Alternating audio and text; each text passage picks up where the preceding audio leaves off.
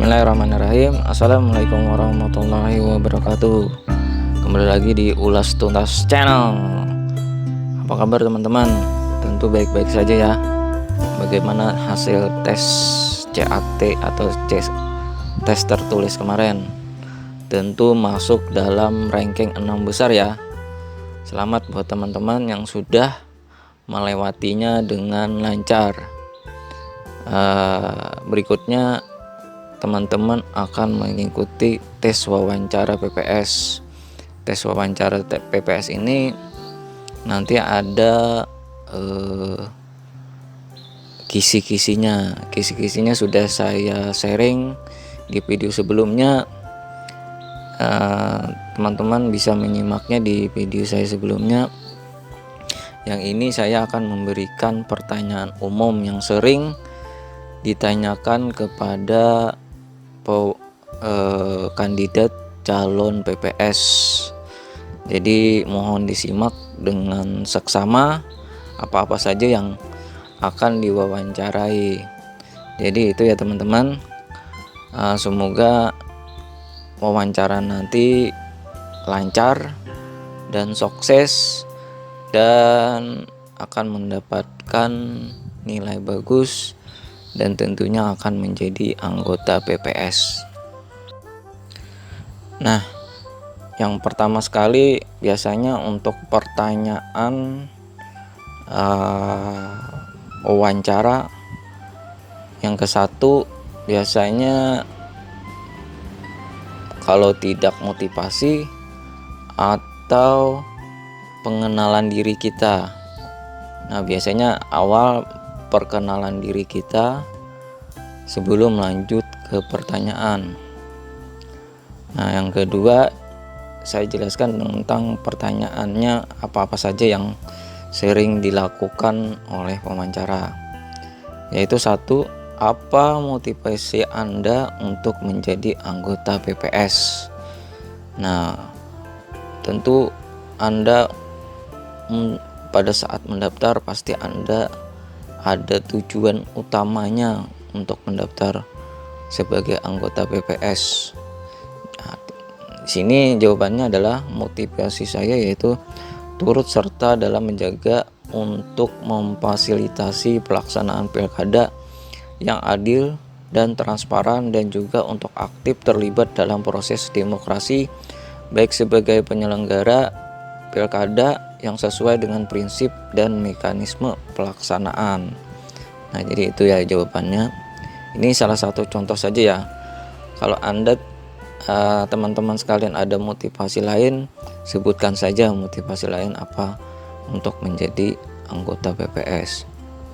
Yang kedua, sebutkan riwayat pendidikan dan pekerjaan Anda. Nah, untuk riwayat pendidikan jadi ceritakan saja tentang pendidikan Anda dari sekolah dasar sampai pendidikan terakhir saat ini, atau sedang kuliah, ceritakan saja juga bahwa Anda saat ini sedang kuliah, serta ceritakan saja tentang pekerjaan Anda kalau Anda sudah bekerja atau masih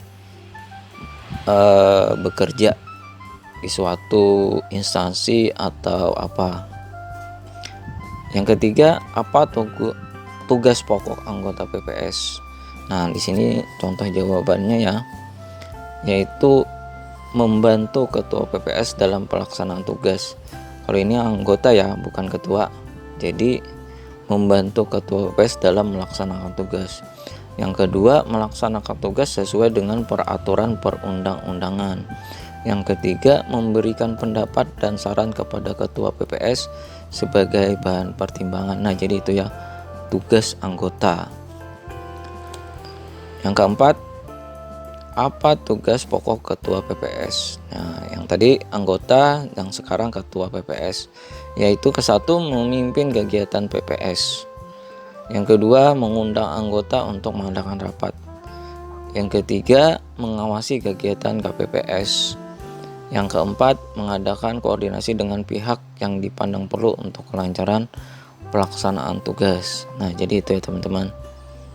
Yang kelima, apa yang Anda ketahui tentang tugas PPS secara umum? Nah, ini secara umumnya ya. Artinya anggota, ketua, artinya mencakup segalanya juga. Yang ke-1 mengumumkan daftar pemilih sementara atau DPS. Yang kedua, menerima masukan dari masyarakat tentang DPS. Yang ketiga, melakukan perbaikan dan mengumumkan hasil perbaikan DPS. Yang keempat, mengumumkan DPT dan melaporkan kepada KPU atau KIP kabupaten atau kota melalui PPK. Yang kelima, melaksanakan semua tahapan penyelenggaraan pemilu di tingkat kelurahan atau desa yang telah ditetapkan oleh KPU, KPU provinsi atau KEP Aceh, KPU atau KEP kabupaten atau kota, dan PPK. Yang terakhir, mengumpulkan hasil penghitungan suara dari seluruh TPS ke wilayah kerjanya. Nah, jadi itu ya tentang tugas umum PPS secara umum. Berikutnya yang keenam, coba jelaskan tentang wewenang PPS dalam melaksanakan Pilkada serentak 2024. Jawabannya yaitu yang ke-1, membentuk KPPS. Yang kedua, mengangkat petugas pemutakhiran data pemilih. Yang ketiga, menetapkan hasil perbaikan DPS untuk menjadi DPT. Yang keempat, melaksanakan wewenang lain yang diberikan oleh KPU, KPU provinsi, KIP, KPU, KPU kabupaten atau kota, PPK sesuai dengan ketentuan peraturan perundang-undangan. Yang terakhir yaitu melaksanakan wewenang lain sesuai dengan ketentuan peraturan perundang-undangan. Berikutnya yang ketujuh, apa yang Anda ketahui mengenai kewajiban PPS? Yaitu jawabannya membantu KPU, KPU provinsi, KPU kabupaten atau kota, dan PPK dalam melakukan pemutakhiran data pemilih, daftar pemilih sementara, daftar pemilih hasil perbaikan, dan daftar pemilih tetap. Yang kedua, menyampaikan daftar pemilih kepada PPK. Yang ketiga, menjaga dan mengamankan keutuhan kotak suara setelah penghitungan suara dan setelah kotak suara disegel. Yang terakhir, meneruskan kotak suara dari setiap PPS kepada PPK pada hari yang sama setelah rekapitulasi hasil penghitungan suara dari setiap TPS. Nah, jadi itu ya untuk kewajibannya. Yang kedelapan, ini masalah individu ya, yaitu ceritakan mengenai daerah sekitar Anda, baik skala RT maupun skala desa atau kelurahan. Yaitu jawabannya, ceritakan saja tentang situasi di sekitar daerah Anda, baik skala RT atau desa, mengenai kehidupannya, pekerjaan masyarakatnya apa, dan rasa kekeluargaannya gimana. Di sini gunanya itu pewawancara ingin mengetahui sebesar apa pergaulan kamu terhadap masyarakat di tempat kamu tinggal. Karena kita kan sebagai makhluk sosial, artinya harus bermasyarakat, dan bermasyarakat itu pun harus tahu apa situasi dari masyarakat tersebut, mengenai pekerjaannya apa, mengenai kehidupan masyarakat, kekeluargaannya. Karena semakin luas pergaulannya, artinya semakin bagus penilaian pewawancara terhadap calon PPS. Karena kita PPS tentu akan terjun langsung ke masyarakat, akan berinteraksi dengan masyarakat, dengan aparat desa, dengan sekitarnya. Jadi harus terbiasa dengan itu. Berikutnya, berapa jumlah RT di desa atau kelurahan Anda tinggal? Nah, ini juga harus tahu ya teman-teman, jumlah RT-nya berapa di kita. Contohnya di saya misalnya, di sini RT-nya ada 12. Artinya RT 12 itu kalau secara keseluruhan kemungkinan ada 12 TPS. Kalau jumlah pesertanya, jumlah pemilihnya itu kurang dari 300. Nah, ini menyangkut masalah jumlah TPS ya. Jadi makanya kita harus mengetahui jumlah RT di desa tempat kita tinggal. Berikutnya 10. Bagaimana Anda bekerja dalam tim dan berkoordinasi dengan anggota lainnya. Nah, ini juga wawancara ingin tahu bagaimana sosialisasi jiwa sosial kita terhadap tim. Jadi sini jawabannya, contoh jawabannya itu komunikasi yang terbuka dan berkolaborasi atau bekerja sama yang baik itu sangat penting di dalam tim. Aktif berpartisipasi dalam kegiatan rapat-rapat untuk persiapan dan selalu siap membantu rekan-rekan tim jika diperlukan. Nah, itu ya contoh jawaban dari saya ya. Cuman teman-teman kalau punya jawaban yang ada dalam diri teman-teman yang lebih bagus, utarakan saja apa-apa yang Anda utarakan yang lebih bagus agar dapat meyakinkan pewawancara untuk mendapatkan poin yang lebih. Berikutnya, apakah Anda ikut serta dalam organisasi kemasyarakatan? Nah, ini juga pewawancara ingin mengetahui jiwa sosial serta jiwa keorganisasian teman-teman. Karena orang yang berorganisasi dengan tidak berorganisasi, gaya hidup dan pandangan hidupnya beda. Karena kebiasaan berorganisasi, jiwa sosial, jiwa kemanusiaannya itu agak lebih tinggi dibandingkan dia tidak pernah berorganisasi atau tidak pernah berinteraksi dengan orang-orang di sekitarnya. Orang yang selalu menyendiri itu akan lebih susah untuk mengembangkan diri atau nanti berinteraksi atau bersosialisasi pada saat nanti menjadi anggota PPS. Nah, jadi itu teman-teman. Kalau sini contoh jawaban saya itu ceritakan saja organisasi apa yang Anda ikuti dalam kemasyarakat. Contohnya ikut aktif sebagai anggota PPS, sebagai anggota Karang Taruna, atau ikut aktif sebagai remaja masjid dan ikut aktif dalam kelompok remaja tani dan sebagainya. Jadi ceritakannya organisasi apapun atau mengikuti organisasi pemadam kebakaran di desa Anda bisa juga. Berikutnya 12. Apabila kamu menjadi anggota PPS, saat itu ketua PPS lagi ada keperluan mendadak sehingga berhalangan hadir dalam rapat, ternyata kamu ditunjuk sebagai pengganti. Bagaimana sikap kamu? Nah, ini masalah inisiatif ya. Jadi apabila salah satu teman kamu, baik kamu jadi anggota atau menjadi ketua, inisiatif apa sih wawancara ingin ketahui tentang diri kamu? Jawaban di sini contohnya bersedia menggantikan dengan terlebih dahulu mengkoordinasikan hal apa saja yang dibahas dalam rapat tersebut agar bisa mempersiapkan berkas apa yang akan dibawa untuk kepentingan rapat. Nanti kalian kalau nanti sudah menjadi anggota PPS, nanti akan banyak rapat-rapat yang akan diikuti, yang biasanya bukannya ketiga-tiganya ikut rapat, pasti ada salah satu yang akan ikut rapat. Karena yang dari 3 itu nanti ada bidang-bidangnya tersendiri. Pertama ketua, yang kedua seksi teknis, yang ketiga seksi data.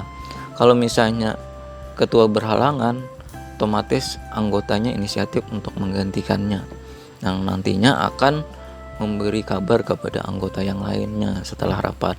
Atau bagian data nanti berhalangan, otomatis ketua atau bagian teknis akan menggantikannya. Otomatis nanti akan menceritakan lagi apa sih yang dibahas dalam rapat tersebut. Nah, jadi itu teman-teman tentang inisiatif kita apabila salah satu teman kita berhalangan hadir dalam mengikuti rapat. Berikutnya, Apa yang kamu ketahui tentang komitmen yang memiliki integritas? Nah, ini menyangkut dengan masalah ini ya teman-teman, diri kita. Artinya apa sih yang kita ketahui tentang diri kita? Jawabannya itu orang yang sanggup bersifat teguh dalam berprinsip atau konsisten dalam bertindak, bertanggung jawab, taat aturan hukum, berkarakter kuat, pantang menyerah, jujur, berani mengakui kesalahan dan mengoreksi. Nah, itu teman-teman yang diketahui tentang komitmen yang memiliki integritas.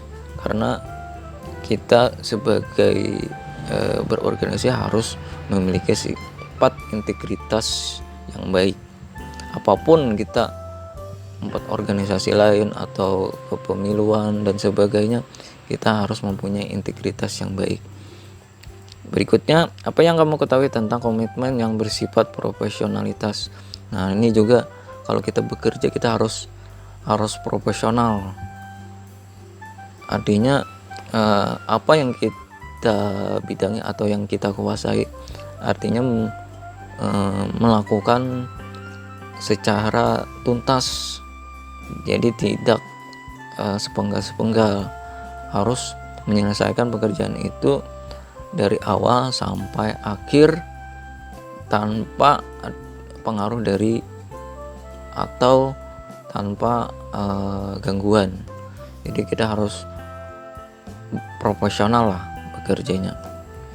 Berikutnya, apa yang kamu ketahui tentang komitmen untuk bersikap independen? Nah, komitmen artinya sanggup untuk bersifat independen, artinya tidak terpengaruh kepada pihak lainnya. Karena di PPS itu kita harus bersikap netral ya, karena nanti pasti Anda akan dihadapi dengan beberapa pihak-pihak tertentu. Contoh misalnya ada pihak calon bupati A, B, C, nanti akan menemui Anda bagaimana ini agar memenangkan suatu calon. Nah, itu nggak boleh ya teman-teman. Kita harus bersifat netral karena kita penyelenggara hanya untuk melaksanakan tugas atau kepanjangan tangan dari KPU saja. Jadi kita tidak boleh memihak ke salah satu pasangan calon atau pihak lain yang akan menguntungkan pasangan lain. Jadi gitu ya teman-teman, harus jujur dalam diri kita sendiri. Yang ke-16, TPS berapa tempat kamu melakukan pemilihan suara pada pemilihan sebelumnya? Nah, ini wawancara ingin tahu apakah teman-teman ikut aktif kemarin pada saat pemilihan umum. Soalnya Anda sendiri ingin mendaftar PPS, ternyata sebelumnya Anda tidak pernah memilih atau golput. Nah, itu nanti akan dipertanyakan. Artinya berarti teman-teman mengikuti ini hanya main-main saja. Jadi teman-teman harus aktif ya dalam ikut serta pemilihan umum atau pemilihan pilkada. Berikutnya, apa yang Anda ketahui mengenai prinsip penyelenggara pilkada serentak 2024? Nah, ini juga teman-teman harus tahu tentang prinsip kepemiluannya. Ini contoh jawaban dari saya, yaitu menurut prinsip penyelenggara pemilu di Indonesia termuat dalam pasal 3 Undang-Undang Nomor 7 Tahun 2017. Disebutkan bahwa ada 11 prinsip penyelenggara pemilu, yaitu mandiri, jujur, adil, berkepastian hukum, tertib, terbuka, proporsional, proporsional, akuntabel, efektif, dan efisien. Nah, ini 11 yang penting yang harus kita ketahui dalam penyelenggaraan pemilu. Berikutnya, apa yang membuat Anda tertarik untuk menjadi bagian dari PPS, baik itu sebagai anggota ataupun jadi ketua? Nah, ini teman-teman, ini yang sudah saya sebutkan sebelumnya ya. Apa ketertarikan Anda untuk menjadi mendaftar menjadi PPS? Jawaban saya di sini yaitu saya memiliki minat yang besar dalam proses demokrasi dan ingin berkontribusi pada penyelenggaraan Pilkada 2024 nantinya.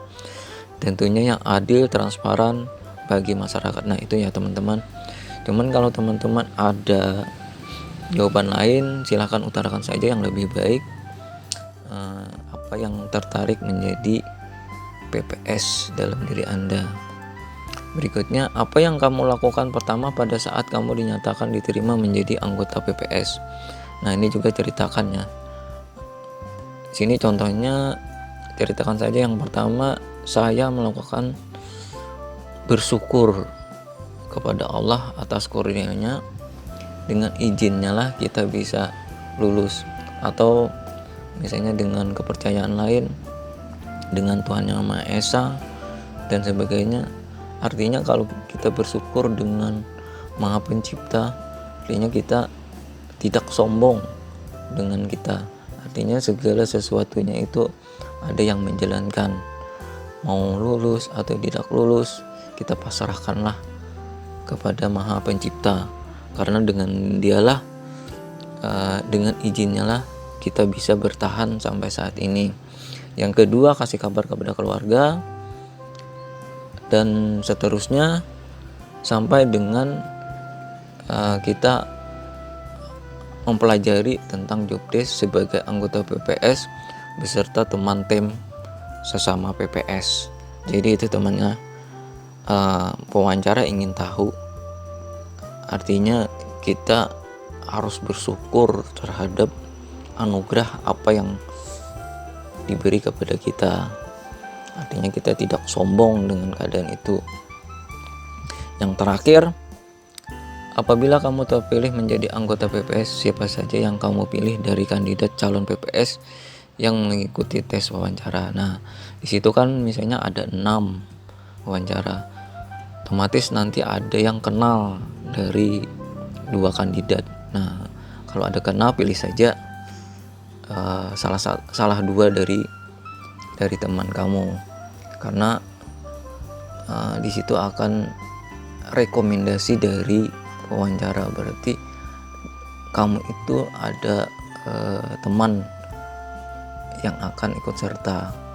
Cuman nanti hasil akhir wawancara juga akan, atau PPK juga yang akan menentukan siapa yang layak menjadi teman Anda nantinya. Cuman kalau tidak ada partner, sendiri saja kamu mendaftar, ya bilang saja tidak ada teman yang saya rekomendasikan karena tidak ada yang kenal. Ya itu aja, jujur aja ya teman-teman, kalau misalnya tidak ada kenal.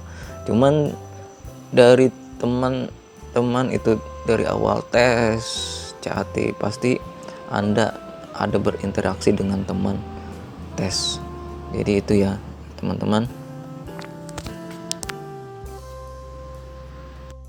Nah, jadi itulah teman-teman 20 pertanyaan yang sering dilakukan oleh wawancara yang bersifat umum ya. Yang bersifat kepemiluan ada juga, yang bersifat pribadi ada juga, dan bersifat sosial terhadap diri kita sendiri. Jadi teman-teman, yang paling penting Anda menjawabnya tegas dan tegas, karena dengan ketegasan itulah wawancara dapat meyakinkan bahwa si calon ini betul-betul layak untuk menjadi anggota PPS. Dan juga hindari ya perasaan wah ini bakalan orang dalam yang akan masuk atau titipan yang masuk. Nah, itu singkirkan dengan perasaan-perasaan seperti itu. Kita berpikir positif saja bahwa pewawancara menentukan yang terbaik untuk anggotanya. Karena begini ya teman-teman, pewawancara itu akan memilih yang terbaik dari yang terbaik. Karena kalaupun nanti ada titipan atau relasi yang kurang bagus atau tidak sesuai dengan harapannya, mereka tidak bisa juga menetapkan sebagai anggota PPS terpilih.